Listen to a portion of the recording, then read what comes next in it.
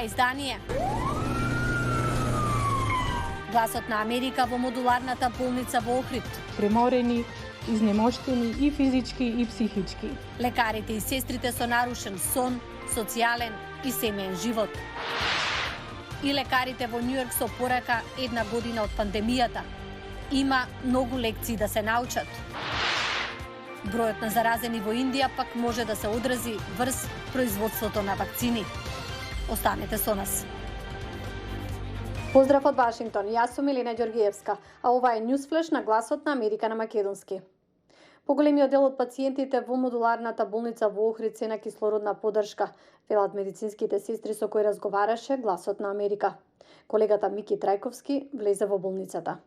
Еве ја сликата таму. Звукот на сирената на амбулантното возило беше аларм за медицинскиот персонал од Охридската брза помош, кој замина кај пациент болен од COVID-19. Токму брзата помош е на првата борбена линија во битката со пандемијата, која секојдневно одзема човечки животи. Како што се зголемуваат бројките на позитивни случаи, така и нашата работа се зголемува. Некогаш 20, 30 зависи затоа што работиме ние во амбуланта како дежурна служба и на медицинска помош. Работиме и како домашна посета. Капацитетите се полни со тешко болни пациенти, од кои голем дел се на кислородна поддршка.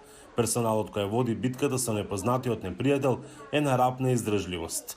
Персоналот кој работи веќе 1 година и повеќе е преморени, изнемоштени и физички и психички. Верувајте, 365 дена, нарушен сон, нарушен социјален, фамилиарен живот.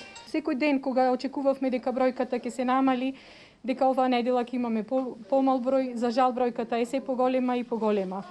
И не престанува. Во 39 години работен стаж како медицинска сестра, ова е најтешката година и за Миријана Спасова.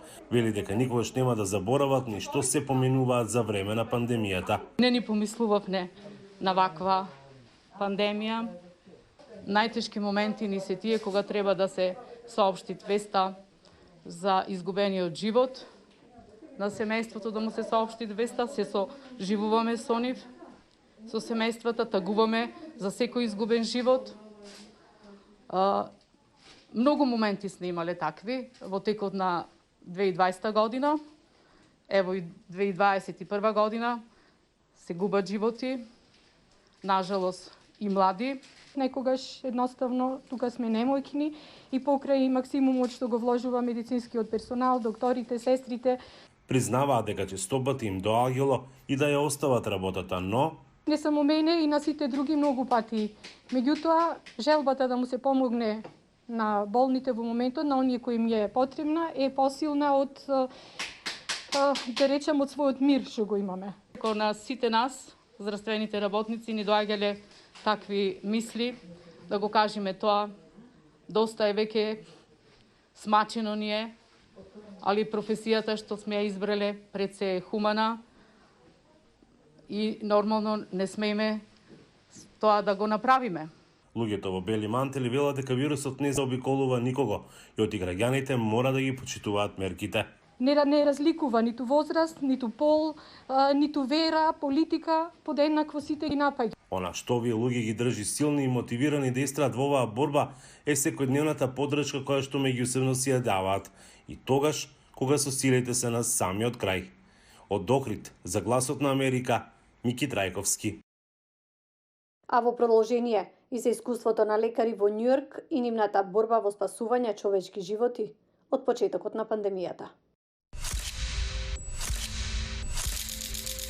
My name is Dr. Plasencia. Прв пат ја сретнавме Еми Пласенсија пролетта во 2020 година. Тогаш работеше како лекарка во една од болниците во Њујорк кои беа пренаменати во ковид центри. I don't know the exact number, but I can say that there have been hundreds upon hundreds. Било мартовска вечер, околу 7 часот, кога доктор Пласенсија работела со пациент на интензивна нега. Тогаш прв пат слушнала аплауз за здравствените работници. И од тогаш секоја вечер граѓаните му аплаудираат на медицинскиот персонал за спасување човечки животи. Нов вид, така наречена пандемска музика. 1 year ago, we had no Пред idea. една година немавме идеја како да го лекуваме овој вирус. Не знаевме кој е најдобриот пристап и што би можеле да правиме за да им помогнеме на нашите пациенти или што би им штетело на здравието. Во тоа време бројот на пациенти во Њујорк и Бруклин беше астрономски. My name is Calvin Sun. I am an emergency room or emergency physician. На 8 март 2020-та, доктор Сан се вратил во САД од Ангола. Следувале бескрајни смени. My name is Dr. Robert Gore, and I'm an emergency physician here at SUNY Downstate. Речиси 3 месеци, доктор Гор живеел одвоено од семејството.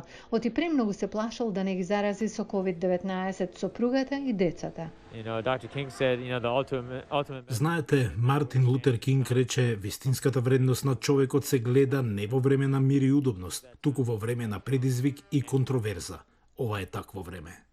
Денес, една година откако почна пандемијата, лекарите, здравствените експерти и политичарите разгледуваат што било направено исправно и што можело да се направи подобро за да се спасат повеќе животи.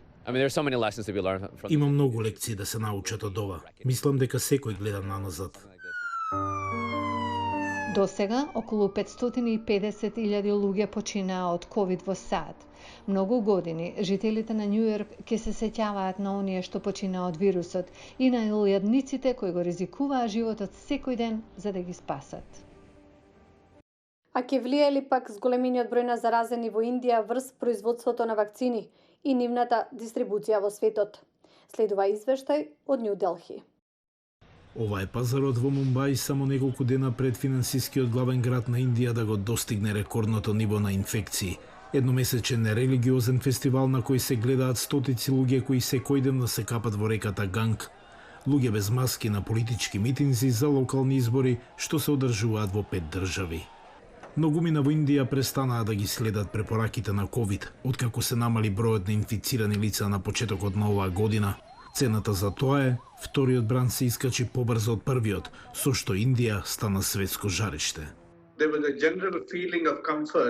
Постоеше општо чувство на комотност, вклучително и во политичките кругови. Видовме дека се ближи крајот на епидемијата и верувавме дека одиме кон имунитет на стадо што ќе ја заштити Индија од вирусот. Ова беше апсолутна заблуда. Дневно во Индија заболуваа 100.000 лица изминатава недела.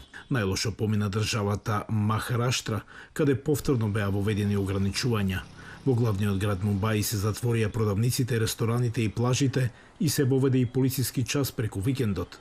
Делхи воведе ноќен полициски час. Тоа загрежи милиони луѓе кои се вратија на работа и продолжија со нормален живот по строгите рестрикции. Минатата година бевме без работа 6-7 месеци. Сите седевме дома. Тешко беше.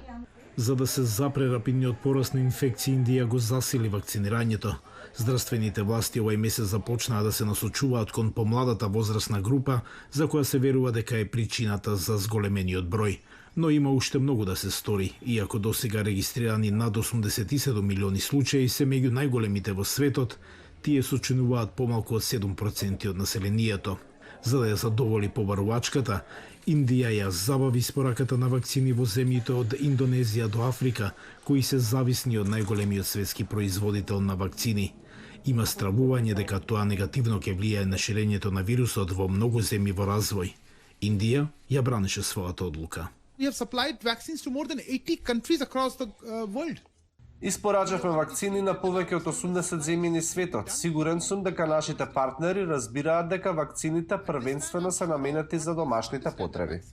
Вториот бранд во Индија може да го одреди текот на пандемијата не само во огромната јужноазијска држава, туку и во другите земји. Од мене толку, а вие останете да не следите и на социјалните мрежи. Ве поздравувам до утре.